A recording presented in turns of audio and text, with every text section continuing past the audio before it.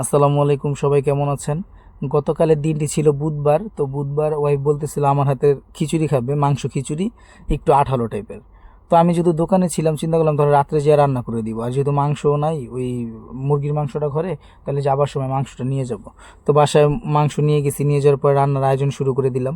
প্রথমে পেঁয়াজটা আমি খুব সুন্দর মতো ভেজে নিলাম, নেওয়ার পরে যেহেতু এটাকে আমার এখন কষাইতে হবে, এটার জন্য হলুদ ফাঁকি দিলাম প্রথমে, এরপরে জিরা ফাঁকি, এরপরে দিতেছিলাম হলো ধনিয়া গুঁড়া। ধনিয়া গুঁড়ো দেওয়ার পরে দিলাম লবণ, লবণের পরে দিলাম হলো যত ধরনের ময় মশলা বাটা ছিল ওই ময় মশলাগুলো দেওয়ার পরে দিলাম আদা রসুন বাটা, সর্বশেষ দিলাম হলো মরিচ ফাঁকি। দেওয়ার পরে সুন্দর মতো নেড়ে নিচ্ছিলাম যাতে আমার ওটা খুব সুন্দর মতো আর কি কষানো হয়। তো মাঝখানে মরিচও দিয়ে দিলাম, যেহেতু মরিচটা তখন দিলে আর কি ভালো হবে। মরিচটা দিয়ে দেওয়ার পরে ভালো মতো নাড়তেছিলাম, যেহেতু আমার মুরগির মাংস এটার মধ্যেই কষাতে হবে। তো সুন্দর মতো নাড়াচাড়া দেওয়ার পরে একটা পর্যায়ে দেখলাম যে খুব সুন্দর মতো তেল চলে আসছে মশলার উপরে। তো এটার জন্য ভাবলাম যে কষানো হয়ে গেছে, মাংস দেওয়ার পারফেক্ট সময় হলো এটাই। তো মুরগির মাংস, ধোয়া মাংসগুলো দিয়ে দিলাম। দিয়ে দেওয়ার পরে যেহেতু আমার মাংসগুলো কষাতে হবে, তো এটার জন্য ভালো মতো মাংস এবং মশলাটা খুব সুন্দর মতো মিলাইতেছিলাম। তো এক সময় মানে এরকমভাবে মিলাইতেছিলাম যাতে আমার মাংসটাও কষানো হয় এবং যাতে নিচে লেগে না যায়। তো ভাবলাম যে মাংসের গায়ে যদি কোনো পানি থাকে পানিটা বের হয়ে যাবে, এটার জন্য আমি ঢাকনা দিয়ে ঢেকে দিলাম।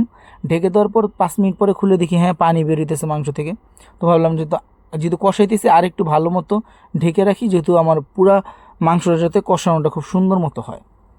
তো 5 মিনিট পরে খুলে দেখলাম যে হ্যাঁ খুব সুন্দর মতো তেল উঠে আসছে মাংসে, কষানো খুব ভালো হয়েছে। তখন ভাবলাম যে ধোয়া চালগুলো আর ডালগুলো যেগুলো আছে ওগুলো দিয়ে দিব এখন।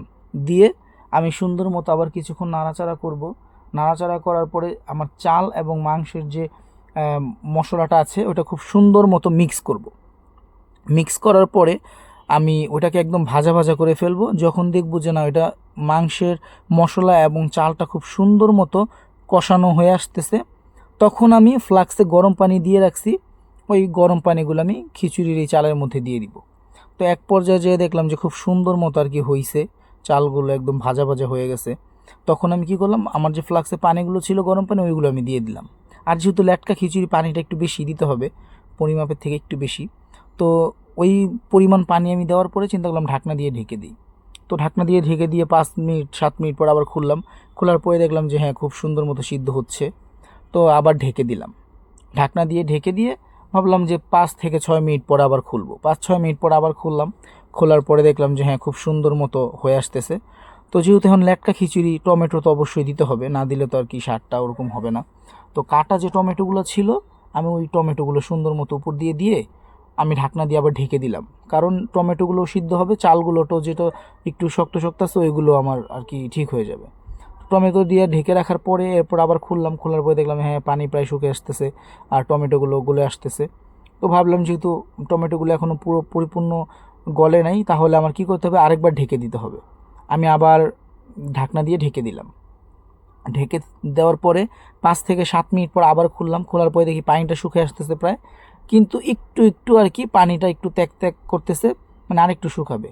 তো এটার জন্য করলাম একটু নাড়াচাড়া দিয়ে, যেহেতু নিচে যেহেতু দেখতেছিলাম লাগছে কি না, দেখলাম লাগে নাই, তাহলে আমি আবার সুন্দর মতো ভাপ দিয়ে ঢাকনা দিয়ে ঢেকে রাখতেছিলাম। তো ভাপ দিলাম, ভাপ দেওয়ার পরে সুন্দর মতো ঢাকনা দিয়ে ঢেকে রাখলাম আবার, মানে যেহেতু আমার খুব যাতে সুন্দর হয় খিচুড়িটা। ঢাকনা দিয়ে ঢেকে রাখার পর 5-7 মিনিট পরে খুললাম।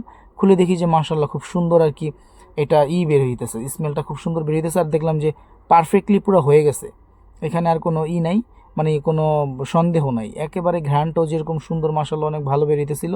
চালটাও খুব সুন্দর মতো গলছে এবং টমেটোগুলোও খুব সুন্দর মতো গলে ওই চালের সাথে মিশে গেছে। এরপরে ঘরে নিয়ে আসলাম, আসার পরে আমার মা আর ওয়াইফ দুজনে মিলে সালাদ কাটছে, ওইগুলো দিয়ে আমরা সুন্দর মতো খেলাম মাশাল্লাহ।